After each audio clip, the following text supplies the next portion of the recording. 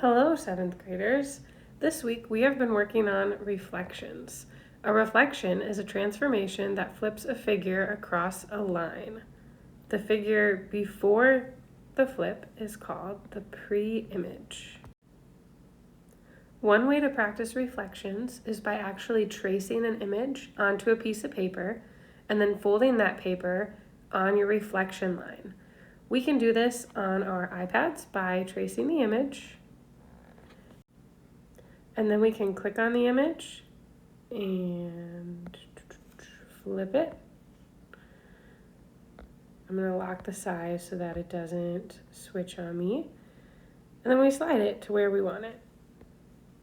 Now, if we wanted it reflected over the x-axis, we have to make sure that there's equal distance between the pre-image and the reflection line and the new image and the reflection line.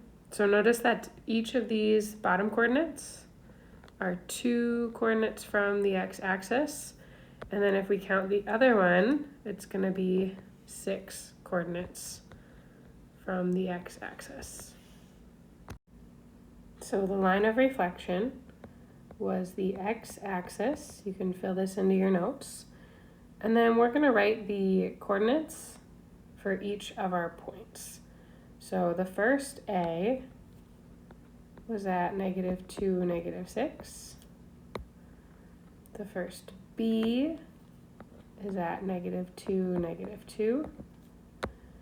And the first C was at -5, -2.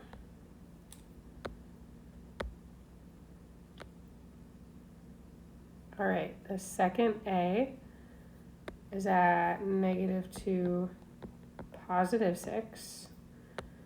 The second B is at -2, +2. And the second C is at -5, +2. Notice all of the y coordinates just became positive. If we flip an image over the x-axis, the x values are going to stay the same, whereas the second number, the y coordinates, are going to become opposite. So if they were negative, now they're positive. If they were positive before, they would be negative now. That's what we notice about the coordinates in D and E.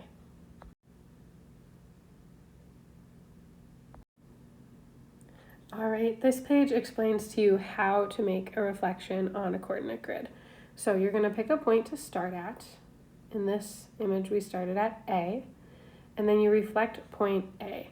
So point A is currently 4 units above the x-axis. We can count 1, 2, 3, 4.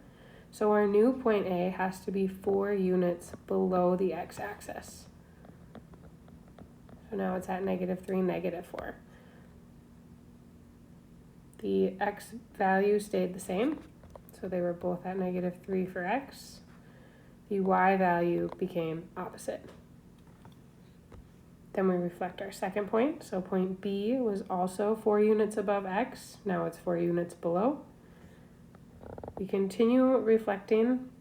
I would go in a circle on your image. So A, B, C, D goes around the circle so that you don't accidentally put a coordinate in the wrong spot. And then we reflect point D last. So once you have all of your coordinates, then you can actually trace the image, and it should look very similar to the first one, just reflected across the x-axis. The specific characteristic that we look for is symmetry. The x-axis acts as a line of symmetry for our images, so they should be able to fold on top of each other and look the exact same. All right, you can also reflect images over the y-axis. So this trapezoid is reflected over the y-axis. I want you to pause the video and write coordinates for TRANP in both the pre-image and image. All right, so now your image should look like this. Let's go ahead and move those coordinates into this table. All right, you should notice that all of the y coordinates are the same. That's the second number in the ordered pair. You should also notice that all of the x coordinates became positive. So in part D here, we're going to write x becomes opposite. This is going to happen anytime you reflect an image over the y-axis. The x values are going to become opposite. There was no change in y, so for part E we can write no change. All right, this page is going to be your homework assignment for today. So number 1, it says, is it possible that the image of a point after a reflection could be the same point as the pre-image? Say yes or no and explain this in one sentence.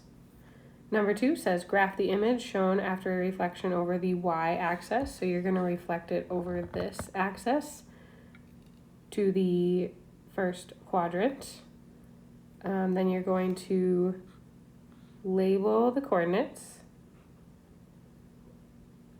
And you're going to answer, how does reflecting a figure over x affect the x and y coordinates of the image? You can skip part D. And then number 3, you're going to graph triangle DEF with those coordinates. And then you're going to reflect it across y. So you're reflecting it over this axis again.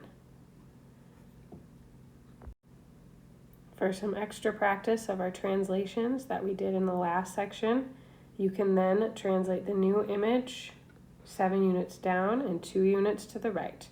So you should have 3 triangles on this coordinate grid in the last question. You can skip part D again. Make sure you turn this in to today's assignment, and you can email me with any questions.